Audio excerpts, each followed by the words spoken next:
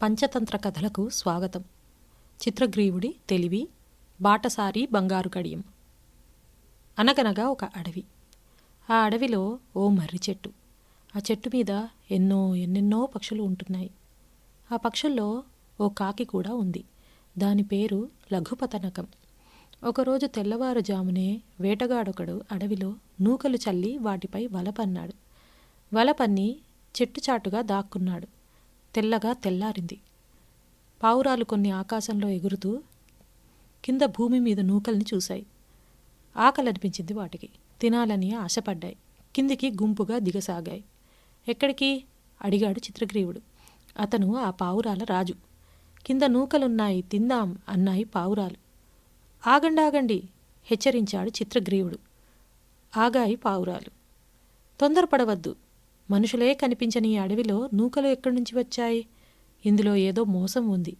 వద్దు, మనం ఆ నూకల కోసం ఆశపడవద్దు అన్నాడు చిత్రగ్రీవుడు. ఇలా ఆశపడే పూర్వకాలంలో ఓ బాటసారి పులి నోటికి చిక్కి మరణించాడు అన్నాడు. అలాగా? ఆశ్చర్యపోయాయి పావురాలు. అవును, మీకు ఆ కథ చెబుతాను వినండి అంటూ కథ చెప్పసాగాడు చిత్రగ్రీవుడు. ఓ పెద్ద చెరువు ఉంది. ఆ చెరువు గట్టున ఓ పొద ఉంది. ఆ పొదలో ముసలి పులి ఒకటి నివసిస్తోంది. గట్టు మీద నుంచి ఓ బాటసారి పోతున్నాడు. అతన్ని చూసింది పులి. ఇదిగో అని కేక వేసింది. పిలుస్తున్నది ఎవరా అని చూశాడు బాటసారి. పులి పిలుస్తోంది. భయపడ్డాడతను. భయపడకు, చూసావా నా చేతిలోని బంగారు కడియం? దీనిని ఇలాంటి పుణ్యాత్మునికి ఇవ్వాలని కోరికగా ఉంది. అందుకే పిలిచాను. చెరువులో స్నానం చేసి శుచిగారా, ఈ బంగారు కడియాన్ని తీసుకో అంది పులి. బంగారు కడియాన్ని వేళ్ల మధ్య ఉంచి ఆడించసాగింది. బాటసారి కడియాన్ని చూశాడు. బాగుందది, మెరుస్తోంది, మంచి బంగారమే, అనుమానం లేదు. అయితే కడియం కోసం పులిని నమ్మి దగ్గరగా వెళ్తే ఇంకేమైనా ఉందా? తనని తినేదు అనుకున్నాడు. అయినా బంగారాన్ని వదులుకోలేకపోతున్నాడు. ఓ పక్క ప్రాణం, మరో పక్క బంగారం. ఏం చేయాలో అంతు చిక్కట్లేదు బాటసారికి. ఆ అంతు చిక్కని స్థితిలోనే పులితో ఇలా అన్నాడు బాటసారి. నువ్వేమో క్రూర జంతువు, నేనేమో మనిషిని. నీ దగ్గరకు రావాలంటే భయంగా ఉంది. నిన్నెలా నమ్మని చెప్పు? అతనికి ఆశ కల్పిస్తున్నట్టుగా కడియాన్ని గాలిలోకి ఎగరేసి అందుకుంది పులి. బంగారం కోసం ప్రాణాన్ని పణం పెట్టలేను, నీ దగ్గరికి రాలేను అన్నాడు. నువ్వన్నది నిజమే, నేను క్రూర జంతువునే. నన్ను చూసి నువ్వు భయపడడంలో తప్పులేదు. అయితే యవ్వనంలో నేను చాలా పాపాలు చేశాను. ఎన్నో జంతువుల్ని, ఎందరో మనుషుల్ని పొట్టన పెట్టుకున్నాను. చేయరాని పనులన్నీ చేశాను. ఆ పాపాల్ని పోగొట్టుకునేందుకే ఈ కడియం. దీన్ని నీలాంటి పుణ్యాత్ముడికిచ్చి పాపాల్ని కడిగేసుకోవాలనే నా తాపత్రయం. అర్థం చేసుకో నన్ను అన్నది పులి. అయినా ముందుకు అడుగు వేయలేకపోయాడు బాటసారి. ముసలిదాన్ని, లేవలేను, పరిగెత్తలేను. చేతిగోళ్ళు, కాలిగోళ్ళు రెండూ ముద్దుబారిపోయాయి. పళ్ళు ఊడిపోయాయి. కళ్ళు కూడా సరిగా కనిపించటం లేదు. మాంసం అన్న ముచ్చటే లేదు. మాంసం తినడాన్ని ఎప్పుడో మానుకున్నాను. పండ్లు, కూరగాయలు తిని బతుకుతున్నాను. నా అవతారం చూసావు కదా, నమ్మకం కలగడం లేదా? నా గురించి లేనిపోనివి ఆలోచించి భయపడకు. రా, ముందు ఆ చెరువులో స్నానం చేయి అన్నది పులి. దాని మాటలు నమ్మాడు బాటసారి.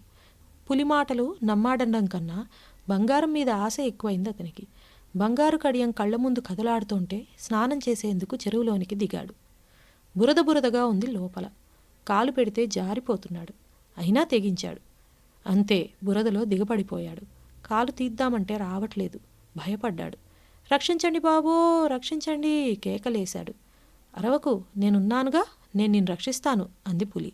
చేతిలోని కడియాన్ని జాగ్రత్త చేసి అడుగులో అడుగు వేసుకుంటూ మెల్లగా వచ్చి చిక్కిన బాటసారి మీద ఒక్కసారిగా దూకింది. అతన్ని చంపి కండలు గుండెలు తిని కడుపు నింపుకుంది. కథ ముగించాడు చిత్రగ్రీవుడు. అందుకే దురాశ పనికిరాదంటారు.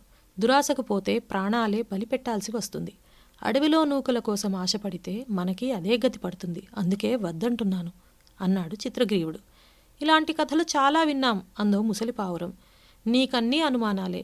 నీ అనుమానాలతో ఆకలి తీరదు. ఎదురుగా ఉన్న ఆహారాన్ని కాదనుకుని ఏవేవో ప్రమాదాలు ఊహించుకోవడం అవివేకం. తిరిగి అలసిపోయాం. నూకలు దొరికాయా? లేదు. తీరా దొరికితే వద్దనుకోవడం నా వల్ల కాదు. నేను కిందకి దిగుతున్నాను. నాతో పాటు దిగేవాళ్ళు దిగండి, లేదంటే మీ ఇష్టం. కిందకి దిగేసింది ముసలి పావురం. ఆకలితో ఉన్నాయేమో మిగిలిన పావురాలు కూడా దిగండి అంటూ ఒకదానికొకటి చెప్పుకుని కిందికి దిగాయి. తప్పనిసరిగా చిత్రగ్రీవుడు కూడా దిగాల్సి వచ్చింది. అన్నీ వలలో చిక్కుకున్నాయి. అయ్యయ్యో, వలలో ఇరుక్కున్నాం అన్నాయి పావురాలు. ముసలి పావురాన్ని నీవల్లే ఇదంతా అంటూ దాన్ని అనరాని మాటలు అన్నాయి. తిట్టి తిట్టి పోశాయి. చిత్రగ్రీవుడు చెబుతూనే ఉన్నాడు. పట్టించుకోలేదు, అనుభవించాల్సిందే అన్నాయి. కన్నీళ్లు పెట్టుకున్నాయి. బాధపడకండి, తప్పు మీది కాదు, అలాగే ఆ ముసలి పావురానిది కాదు. తప్పంతా ఆకలిది. ఆకలిని తట్టుకోలేక దిగాం, వలలో చిక్కుకున్నాం. ఇప్పుడు ఏడ్చి లాభం లేదు, ఆలోచించాలి. బాగా ఆలోచించి ఇక్కడి నుంచి తప్పించుకునే ఉపాయాన్ని కనిపెట్టాలి అన్నాడు చిత్రగ్రీవుడు. ఆలోచనలో పడ్డాడు. ఇంతలో దగ్గరగా వస్తున్న బోయను చూసి ముసలి పావురం గగ్గోలుగా అరిచింది. అడుగడుగో, బోయ వచ్చేస్తున్నాడు, చూడండి చూడండి. చూశాడట చిత్రగ్రీవుడు. చూస్తూనే ఏదో ఆలోచన తట్టినవాడై పావురాలతో ఇలా అన్నాడు. ఇప్పుడు ఈ క్షణం ఇక్కడి నుంచి మనమందరం తప్పించుకోవాలంటే ఒకటే మార్గం ఉంది. అందరం ఒక్కసారిగా పైకి ఎగరాలి, వలతో పాటుగా ఎగరాలి. ఎగిరితే బోయ నుంచి మనం తప్పించుకోగలం. దీన్నే ఐకమత్యం అంటారు. ఐకమత్యాన్ని మించిన బలం లేదు. ఏమంటారు? నువ్వెలా చెబితే అలాగే అన్నాయి పావురాలు. నేను 1, 2, 3 అంటాను. 3 అనగానే అందరూ పైకి లేవాలి. లేస్తాం. అయితే సరే, 1, 2, 3 అంటూనే అందరితో పాటు పైకి లేచాడు చిత్రగ్రీవుడు.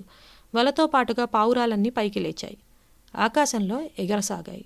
పావురాలతో పాటు తన వల కూడా ఎగిరిపోవడాన్ని చూస్తూ బోయ ఆశ్చర్యపోయాడు.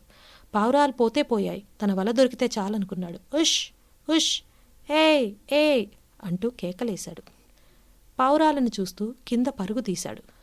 పరుగు తీసి అలిసిపోయాడే తప్ప అతనికి పావురాలు చిక్కలేదు, వల కూడా దక్కలేదు. దాంతో బోయ తల పట్టుకుని ఇంటి దారి పట్టాడు. కథ సమాప్తం.